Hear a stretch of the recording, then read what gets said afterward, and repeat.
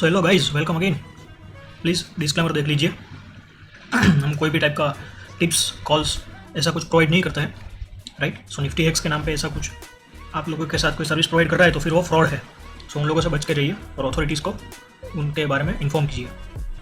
सो आज हम लोग एक और नई स्ट्रेटजी के बारे में बात करने वाले हैं, जो कि ये पैरामीटर्स, स्ट्रेटजी के पैरामीटर्स मुझे शायद 3 या 4 लोगों ने भेजे हैं कि इसके ऊपर कैसे स्ट्रेटजी बना सकते हैं, उसके ऊपर एक वीडियो बनाई है। सो उनमें से एक का मैं यहाँ पर मैसेज दिखा रहा हूँ, जो कि हमारे जो टेलीग्राम ग्रुप है वहाँ पर उन्होंने ये बोला था कि उनको range plus directional short straddle strategy बनानी है, राइट। और उसका एंट्री टाइम 920 एंड एग्जिट 320 को, राइट। तो ये सब उन्होंने पैरामीटर दिया है। सो बेसिकली क्या करना है कि आपको 920 को एक शॉर्ट स्ट्रेडल बनाना है, बाद में दोनों कॉल एंड पुट के लेके आप लोगों को 25% का एसएल लगा देना है। सपोज किसी एक साइड का एसएल हिट हो जाता है, सो इमीडिएटली वो एसएल हिट हो गया, वो एक आप एग्जिट कर दो, वो जो लेग है वो इमीडिएटली उधर ही एक और स्ट्रेडल उस टाइम का जो भी प्राइस चल रहा है स्पॉट या फ्यूचर, उसके हिसाब से आप किसी के भी हिसाब से बना सकते हो। स्ट्रेडल एक और बना दो वापस उन दोनों लेग पे जो नई हमने स्ट्रेडल बनाया है। सो एक आपका सपोज कॉल का एसएल हिट हो गया तो आपका एक जो पुट है वो भी ट्रेड में रहेगा एंड एक और स्ट्रेडल बन जाएगा, और उन दोनों के ऊपर भी 25% का एसएल लगाना है। सपोज वापस उनमें से किसी एक का एसएल हिट हो जाता है, सो एक बार और आपको स्ट्रेडल बनाना है और उसके ऊपर भी वापस 25% का एसएल लगाना है दोनों लेग पे, राइट। सो बेसिकली हम लोगों ने आर्क जो स्ट्रेटजी बनाई थी उस टाइप का ही है, लेकिन वहाँ पर हम लोग बैंक निफ्टी के जो फिक्स्ड मूवमेंट है 200 पॉइंट्स की हो या फिर 100 पॉइंट्स का भी काफ़ी लोगों ने वर्जन बनाया है। सो वहाँ पर वो लोग एडजस्टमेंट करते थे। एक हमने पायरोल भी बनाई थी, पायरोल स्ट्रेटजी, वो भी अच्छी वर्क कर रही है। सो वहाँ पर भी हम लोग बैंक निफ्टी का जो स्पेसिफिक मूवमेंट है उसके ऊपर हम लोग एडजस्टमेंट करते थे। सो उसके हिसाब से आप लोग इसको इजीली बना सकते हो, लेकिन क्योंकि 3-4 लोगों ने एक साथ रिक्वेस्ट भेजी है, सो मैं सोचा इसके ऊपर भी एक वीडियो बना लेता हूँ, right. So basically I hope आप लोगों को समझ में आ गया जो स्ट्रेटजी जो भी है। 3 स्ट्रेडल आपको बेचना है बारी बारी। एक स्ट्रेडल बेचा, उन दोनों में से किसी एक का 25% का एसएल हिट होगा, इमीडिएटली आप दूसरा स्ट्रेडल बेच दो।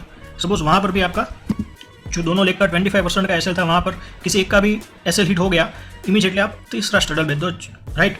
सो इस तरह से आप लोग मैक्सिमम 3 स्ट्रेडल आपको बेचना है, जैसे कि मैं यहाँ से समझ पा रहा हूँ स्ट्रेटजी को।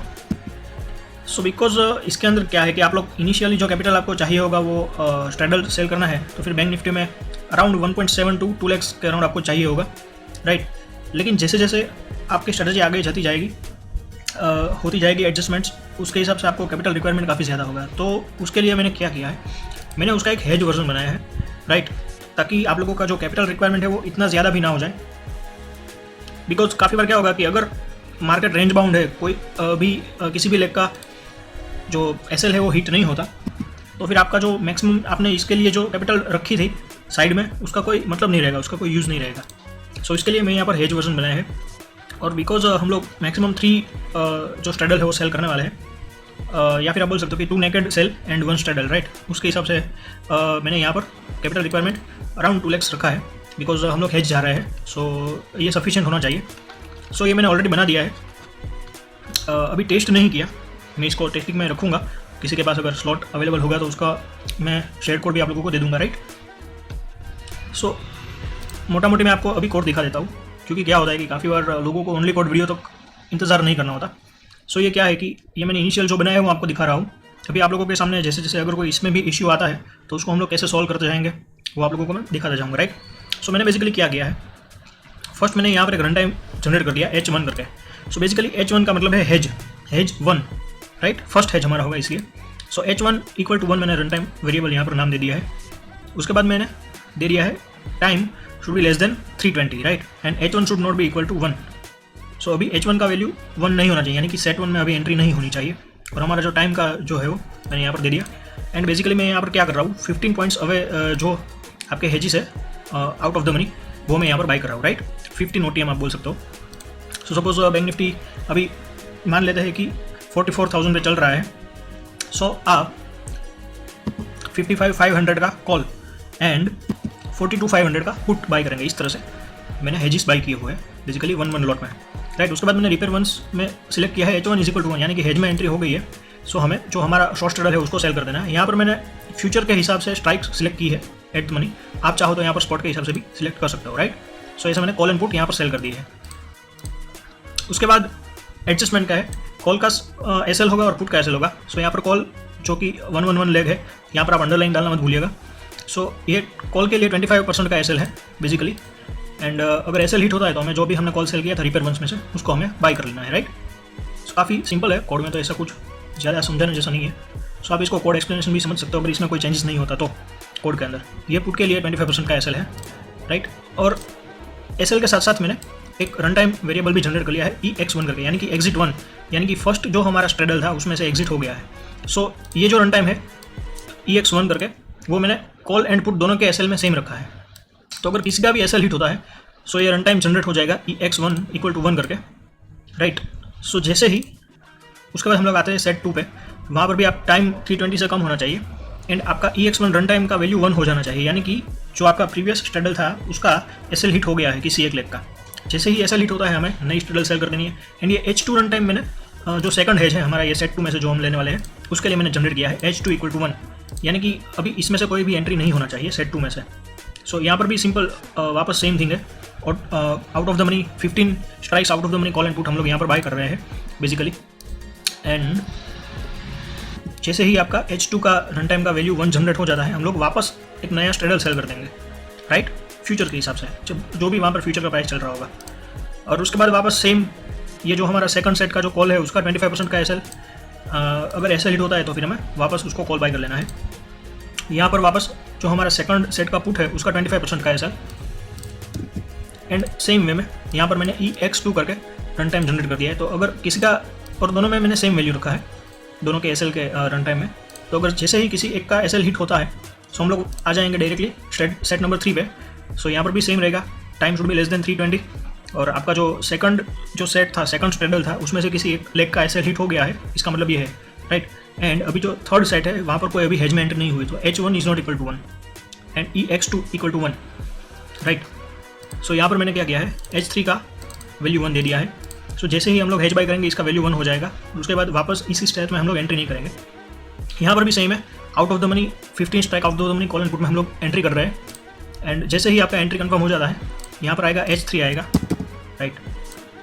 सो देखो अभी ये सिली मिस्टेक्स है, आपके सामने ठीक होगी, सामने ही। इतनी छोटी छोटी मिस्टेक्स मेरे से होती रहती है, पता नहीं क्यों, शायद मैं काफ़ी स्पीड में स्ट्रेटजी क्रिएट करता हूँ इसलिए होगा। सो वापस मैंने स्ट्रेडल सेल कर दिया, राइट। एंड उसके बाद वापस कॉल एंड पुट का 25% का एसएल। लेकिन यहाँ पर आपको ट्रेडेड इंस्ट्रूमेंट नेम में 311 डालना पड़ेगा क्योंकि ये सेट 3 का कॉल है, राइट। एंड अंडरलाइन ऐड करना मत भूलिएगा अगर आप भी इसको सेम वे में बना रहे हो अभी स्ट्रेटजी तो।